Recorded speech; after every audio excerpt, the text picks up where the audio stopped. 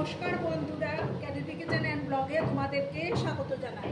আশা করি তোমরা সবাই খুব ভালো আছো এবং তোমাদের ভালোবাসায় আমিও খুব ভালো আছি। আজকে আমি তোমাদের সঙ্গে কাঁকরোলের একটা রেসিপি নিয়ে হাজির হয়ে গেছি। আশা করি তোমাদের ভালোই লাগবে। তার জন্য আমি দেখো এখানে কাঁকরোলগুলোকে এইভাবে কেটে নিয়েছি। এবার আমি গ্যাসটা অন করে দেব। একটা প্যান আমি বসিয়ে দিলাম। প্যানটা গরম হয়ে যাওয়ার পর আমি তেল দেবো, আর আমি এই রান্নাটা সর্ষের তেলেই করব। আর বন্ধুরা, ভিডিও দেখার শুরুতেই কিন্তু একটা লাইক দিয়ে তোমরা ভিডিও দেখাটা শুরু করো। তোমাদের একটা লাইক আমাকে অনেক দূর এগিয়ে নিয়ে যেতে সাহায্য করবে এবং 10 জনের কাছে পৌঁছে দেবে। আর পুরনো বন্ধুরা তো আমার পাশে আছো, আর যেসব নতুন বন্ধুরা এখন অবধি আমার চ্যানেলটিকে সাবস্ক্রাইব করোনি তারা পাশে থাকা বেল আইকনটি প্রেস করে রেখে দিও, যাতে করে আমার ভিডিও ছাড়ার সাথে সাথে নোটিফিকেশন তোমাদের কাছে পৌঁছে যায়। এবার আমি তেল দিয়ে দিলাম। তেলটাকে ভালো করে আমি গরম করে নেব।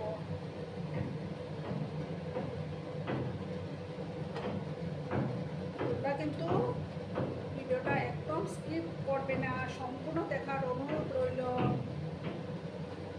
তেলটা গরম হয়ে যায়, তারপর আমি কাঁকরোলগুলোকে প্রথমে একটু ভেজে নেব। বন্ধুরা, আমার তেলটা গরম হয়ে গেছে। এবার আমি একে একে কাঁকরোলগুলো দিয়ে দেবো।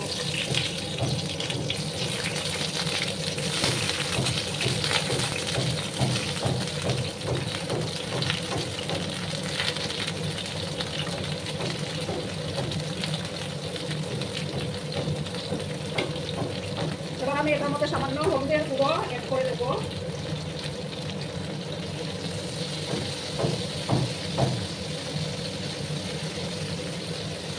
আর সামান্য একটু লবণও দেবো।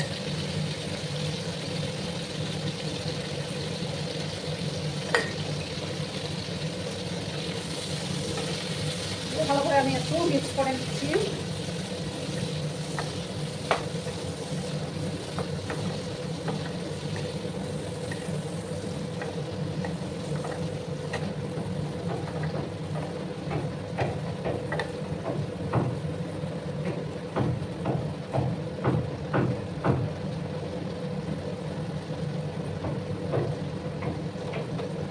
ঘরে মাছ মাংস না থাকলে এইভাবে একবার কাঁকরোলের রেসিপি বানিয়ে খেতে হবে। মাছ মাংস আর দরকার পড়বে না। একটু লাল লাল করে আমি কাঁকরোলগুলোকে ভেজে নেব। এবার আমি 2 মিনিটের মতো এটাকে একটু ঢাকা দিয়ে রাখবো, তাতে করে কাঁকরোলগুলো সেদ্ধ হবে আর কাজ ভাজাও হয়ে যাবে।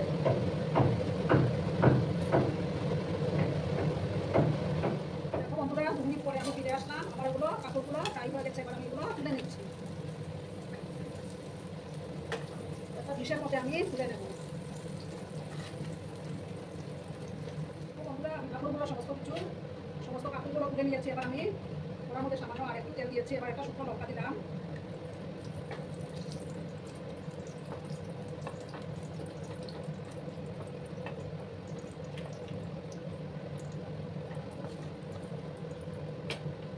এবার আমি দেখো আদা রসুনের চামচের মতো আদা রসুনের পেস্ট দিচ্ছিলাম।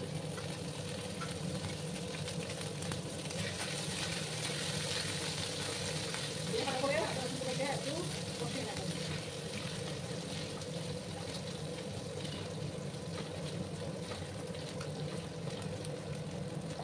তারপর দেখো একটা বড় সাইজের পেঁয়াজ কেটে রেখেছিলাম, এই পেঁয়াজ কুচিগুলো দিয়ে দিলাম।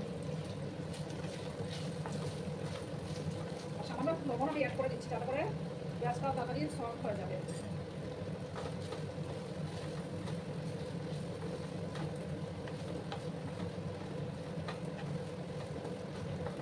ফ্লেমটাকে আমি একটু মিডিয়ামে করে দিচ্ছি। এই রেসিপিতে পেঁয়াজের পরিমাণটা একটু বেশি দিতে হবে। তারপর দেখো আমি একটা বাটি নিলাম। আমি এখানে একটা ভাজা মশলা দেখো তৈরি করে নিয়েছি। এটার মধ্যে আছে 1 চামচ গোটা জিরে, তারপর 1 চামচ মৌরি আর 1/2 স্পুনের মতো হলুদ সর্ষে। এগুলোকে আমি ড্রাই রোস্ট করে তারপর গ্রাইন্ড করে নিয়েছিলাম। এগুলো আমি এবার একটা বাটির মধ্যে ঢেলে দিচ্ছি। সর্ষের পরিমাণটা কিন্তু কম দেবে। আর দেবো সামান্য পরিমাণ মতো হলুদ গুঁড়ো।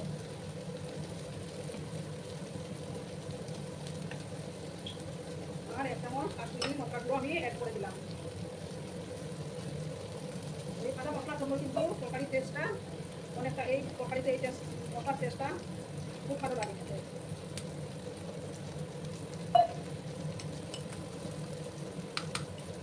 মশলাটাকে এবার আমি ভালো করে ঘুরিয়ে নিচ্ছি।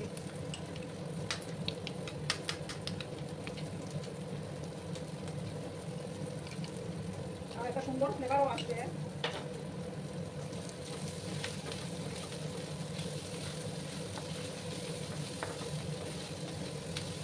পেঁয়াজগুলোকে আরো কিছুক্ষণ আমি ভেজে নেব।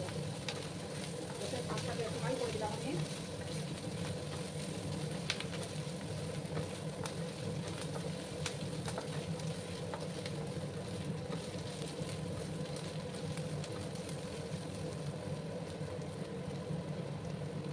দেখো আমার পেঁয়াজটা ভাজা হয়ে গেছে। এবার আমি মশলা পেস্টটা করে রেখেছিলাম সেটা আবার দিয়ে দেবো।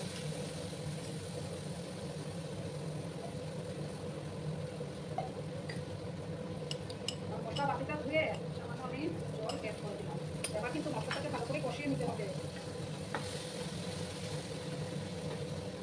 গ্যাসের ফ্লেমটাকে লোতে করে দিয়ে তারপর আমি মশলাটাকে ভালো করে কষিয়ে দিচ্ছি। তার মধ্যে দেখো 4টা চেরা কাঁচা লঙ্কা আমি অ্যাড করে দিলাম। এই কাঁকরোলের এই রেসিপিটাতে কিন্তু এই কাঁচা মশলাটা দিতেই হবে। এইভাবে তোমরা বাড়িতে একবার বানিয়ে খেয়েও দেখবে, দারুণ লাগে খেতে। মশলাটাকে ভালো করে সময় নিয়ে কষিয়ে নেব।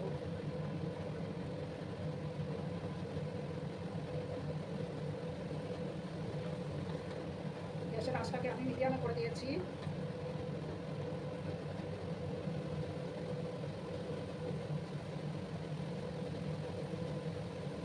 একটু সময় নিয়ে আমি একটু কষিয়ে দিচ্ছি।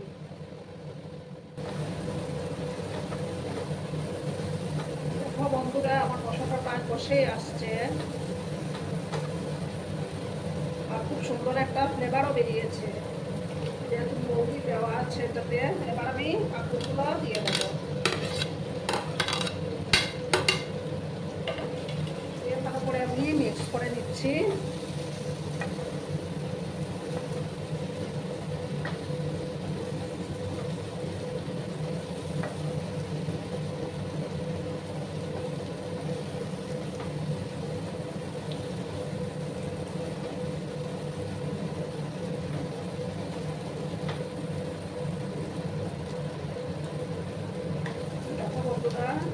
তরকারির কালারটা খুব সুন্দর এসছে। এবার আমি এটার মধ্যে গরম জল দেব।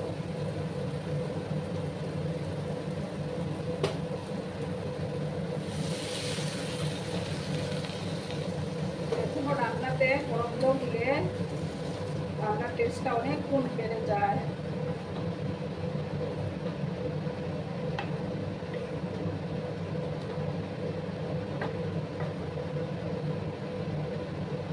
এই তরকারিটা কিন্তু সেমি গ্রেভি হবে, বেশি ঝোল দেওয়া যাবে না।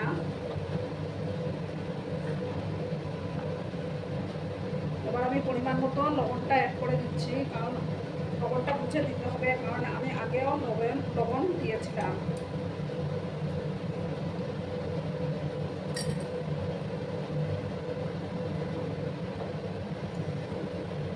দেখো তরকারির কালারটা খুব সুন্দর এসছে।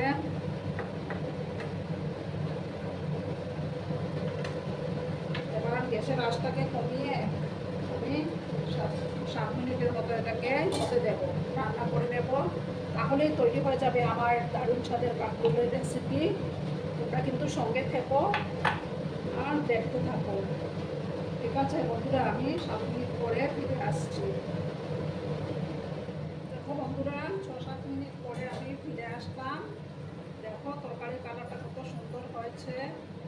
আমার রেসিপি অলমোস্ট ডান। এবার আমি গ্যাসটা অফ করে দিচ্ছি। ঠিক আছে, অফ করে আমি সার্ভ করে দেব। দেখো বন্ধুরা, আমি সার্ভ করে দিয়েছি। কেমন হয়েছে অবশ্যই কমেন্ট করে বলো। কিন্তু তোমরা তোমাদের এই মিষ্টি মিষ্টি কমেন্টগুলো পড়তে আমার কিন্তু দারুণ লাগে।